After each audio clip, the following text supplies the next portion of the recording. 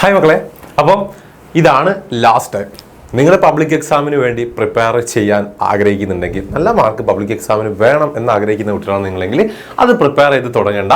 Yes, last time ഈ ഒരു 2-3 ദിവസമാണ്. കാരണം നിങ്ങൾക്കറിയാം നമ്മുടെ S+1 N+2 നിങ്ങൾക്ക് പഠിക്കാനുള്ള സബ്ജക്റ്റുകൾ, അതിലുള്ള ചാപ്റ്റേഴ്സ് എത്ര ഉണ്ട് എന്നുള്ളത്.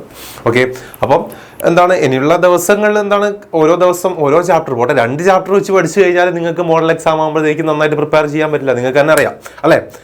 അപ്പോൾ അത് വെച്ച് നോക്കുന്ന സമയത്ത് ഈ ഒരു ടൈമിൽ സ്റ്റാർട്ട് ചെയ്ത് കഴിഞ്ഞാൽ നിങ്ങൾക്ക് വലിയ രീതിയിൽ ബുദ്ധിമുട്ടില്ലാതെ നിങ്ങൾക്ക് എന്താണ് ഓരോ ദിവസവും എന്താണ് നിങ്ങൾക്ക് പഠിക്കാൻ പറ്റുന്ന രീതിയിലുള്ള ഒരു ടൈം ടേബിളും കാര്യങ്ങളും ഇനിയുള്ള ദിവസങ്ങൾ വെച്ചുകൊണ്ട് നിങ്ങളുടെ സബ്ജക്റ്റുകളുടെ ചാപ്റ്റേഴ്സിൻ്റെ എണ്ണം വെച്ചുകൊണ്ട് നമുക്ക് സെറ്റ് ചെയ്യാൻ പറ്റും. അത് നമ്മൾ സെറ്റ് ചെയ്തിട്ടുണ്ട്.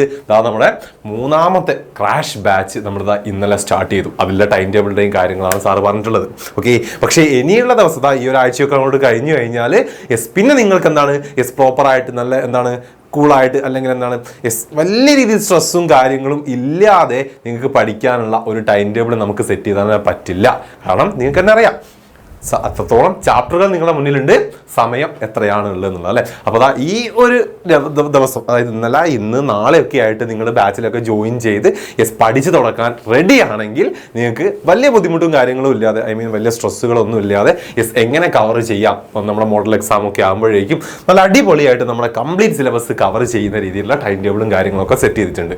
ഇനി നിങ്ങൾ ലേറ്റ് ആയി കഴിഞ്ഞാൽ സാർ നേരത്തെ പറഞ്ഞ പോലെ അത് അങ്ങനെ ഒരു നല്ല ടൈം ടേബിളൊന്നും നമുക്ക് തരാൻ പറ്റില്ല. കാരണം നിങ്ങൾക്കറിയാലോ സമയവും പിന്നെ നമ്മൾ ചാപ്റ്റേഴ്സും കൂടെ നോക്കണ്ടേ, എത്ര എങ്ങാനുണ്ട് നിങ്ങൾക്ക് ഇവിടെ തന്നെ നോക്കിയാൽ മനസ്സിലാവും അല്ലെ. നമ്മുടെ മെയിൻ ആയിട്ടുള്ള കോർ ചാപ്റ്റേഴ്സ് തന്നെ വെച്ച് നോക്കുന്ന സമയത്ത് അതിലുള്ള ടോട്ടൽ സബ്ജക്റ്റിൽ തന്നെ ടോട്ടൽ ചാപ്റ്റേഴ്സ് വെച്ച് നോക്കുന്നത് തന്നെ ഇത് തന്നെ 10-40 ചാപ്റ്ററുകൾ. എന്താ ചെയ്യുക അല്ലേ. അപ്പോൾ അത് നിങ്ങൾ മനസ്സിലാക്കുക. സോ വളരെ സമയം കുറവ് തന്നെയാണ്. ഓക്കെ, അത്രത്തോളം പഠിക്കാനുണ്ട്. ഇപ്പോഴും അതാണ് ഇതിലൊക്കെ എത്ര ചാപ്റ്ററുകൾ നമുക്ക് അറിയാത്തതുണ്ട്, ഒരുപാട് കൺഫ്യൂഷൻസും കാര്യങ്ങളും ഉണ്ട് അല്ലേ. അറിയാം സാറിന് ഒരുപാട് കുട്ടികൾ മെസ്സേജ് അയച്ച് ചോദിക്കുന്നുണ്ട്, സാർ ആ ചാപ്റ്റർ ഒന്നും അറിയില്ല, എങ്ങനെയാ പഠിക്കുക ഇപ്പോഴും എങ്ങനെയാ പഠിക്കുക എന്നത് പോലും പലർക്കും അറിയില്ല. ഓക്കെ, സോ അവിടെയൊക്കെയാണ് എന്ത് ചെയ്യേണ്ടത്, നിങ്ങൾ ഇനിയുള്ള സമയം യൂസ് ചെയ്യുക അല്ലെ. നമുക്ക് നിങ്ങൾ പഠിക്കേണ്ടതായിട്ടുള്ള കുറച്ച് രീതികളും കാര്യങ്ങളുണ്ട്. വെറുതെ ടെക്സ്റ്റ് നോട്ട് വെച്ച് പഠിക്കുകയാണോ പബ്ലിക് എക്സാമിന് വേണ്ടി ചെയ്യേണ്ടത്? അല്ല, ആ കാലമൊക്കെ കഴിഞ്ഞു അല്ലെ. കാരണം അങ്ങനെയൊന്നും പ്രിപ്പയർ ചെയ്താൽ മാത്രം നല്ല മാർക്കിലേക്ക് എത്താൻ പറ്റുന്ന രീതിയിലല്ല ഇന്നത്തെ സമയത്ത് നമുക്ക് പബ്ലിക് എക്സാമുകളൊന്നും നടത്തുന്നത് അല്ലെ. അത്രത്തോളം റിസോഴ്സുകൾ നിങ്ങളുടെ മുന്നിലുള്ളത് കൊണ്ട് തന്നെ പബ്ലിക് എക്സാം ഒക്കെ ഓരോ വർഷം കൂടുന്നതുകൊണ്ട് അത്രത്തോളം ടഫായി വരികയാണ്. സോ ആ റിസോഴ്സസ് നിങ്ങൾ യൂസ് ചെയ്യണം. എന്തൊക്കെയാണ് റിസോഴ്സസ്? അതൊക്കെയാണ് നമ്മുടെ ക്രാഷ് ബാച്ചിൽ നിങ്ങൾക്ക് തരുന്നത്. പ്രീവിയസ് ഇയർ ക്വസ്റ്റ്യൻസ് ആയിട്ടും ഷോർട്ട് നോട്ടുകളായിട്ടും അതുപോലെ തന്നെ ചാപ്റ്റർ വൈസ് ക്വസ്റ്റ്യൻസ് ആയിട്ടും അതായിട്ടും ഇതായിട്ടും ഒരുപാട് കാര്യങ്ങളുണ്ട്. അപ്പോൾ അതൊക്കെ പ്രോപ്പറായിട്ട് യൂസ് ചെയ്താൽ മാത്രമേ നിങ്ങൾക്ക് നല്ലൊരു മാർക്കിലേക്ക് പബ്ലിക് എക്സാമിന് എത്താൻ പറ്റുള്ളൂ എന്നുള്ളത് നിങ്ങൾ സീരിയസ് ആയിട്ട് മനസ്സിലാക്കുക. സോ അത് മനസ്സിലാക്കി നിങ്ങൾ പഠിച്ച് തുടങ്ങേണ്ട സമയമാണ് ഇന്നലെയും ഇന്നും നാളെയൊക്കെ ആയിട്ടുള്ള ഈ 3 ദിവസങ്ങൾ. സോ പഠിച്ചു തുടങ്ങാൻ ആഗ്രഹിക്കുന്ന മക്കളുണ്ടെങ്കിൽ മക്കളെ ഇനിയും ലേറ്റ് ആക്കാൻ നിൽക്കേണ്ട.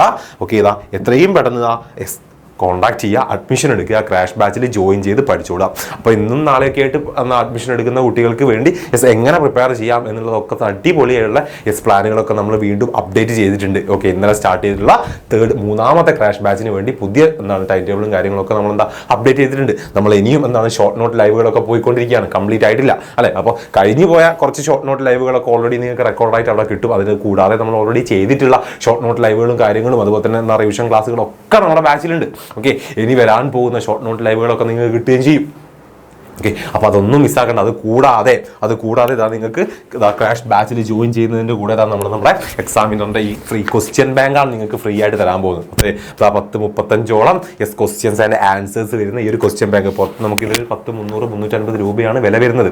അപ്പം ഈ ഒരു ക്വസ്റ്റ്യൻ ബാങ്ക് നിങ്ങൾക്ക് ഫ്രീ ആയിട്ട് കിട്ടും. ഈ ക്വസ്റ്റ്യൻ ബാങ്ക് എന്ന് പറഞ്ഞു കഴിഞ്ഞാൽ നമുക്ക് ഇപ്പം മാറി വരുന്ന ക്വസ്റ്റ്യൻ പാറ്റേൺ ഒക്കെ വെച്ചുകൊണ്ട് നമ്മൾ സെറ്റ് ചെയ്തിട്ടുള്ള ക്വസ്റ്റ്യൻസ് ആണ്. അത്രത്തോളം നിങ്ങൾക്ക് പബ്ലിക് എക്സാമിന് വേണ്ടി യൂസ് ചെയ്യാൻ പറ്റുന്നതാണ്, അത്രത്തോളം യൂസ്ഫുൾ ആവുന്ന കാര്യമാണ്. സോ ഇതൊക്കെയാണ് നമുക്ക് ഈ ക്രാഷ് ബാച്ചിലൂടെ കിട്ടാൻ പോകുന്നത്. ബാക്കി നമ്മൾ ക്രാഷ് ബാച്ചിൽ സെറ്റ് ചെയ്ത് വെച്ചിട്ടുള്ള ഒരുപാട് കാര്യങ്ങളെല്ലാം നമ്മൾ മക്കളോട് പറഞ്ഞിട്ടുണ്ട്.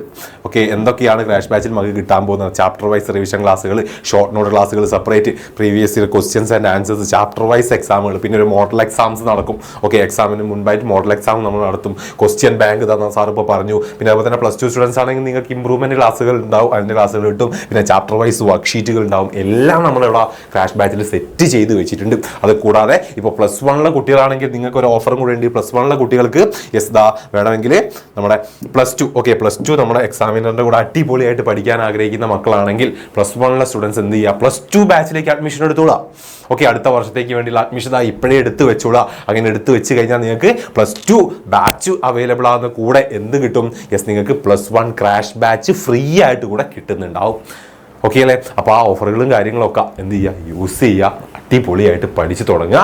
ഈ സമയത്ത് പഠിച്ചു തുടങ്ങിയിട്ടില്ലെങ്കിൽ നിങ്ങൾ വിചാരിക്കുന്ന ഒരു മാർക്കിലേക്ക്, റിസൾട്ടിലേക്ക് നിങ്ങൾക്ക് എത്താൻ പറ്റില്ല. അത് നിങ്ങൾ സീരിയസ് ആയിട്ട് മനസ്സിലാക്കുക. ഇനിയുള്ള കുറച്ച് ദിവസമെങ്കിലും നന്നായിട്ട് പ്രിപ്പയർ ചെയ്യുക, നന്നായിട്ട് ഹാർഡ് വർക്ക് ചെയ്യുക. എന്നാൽ മാത്രമേ നല്ല മാർക്കിലേക്ക് നിങ്ങൾക്ക് എത്താൻ പറ്റുള്ളൂ. Okay, by.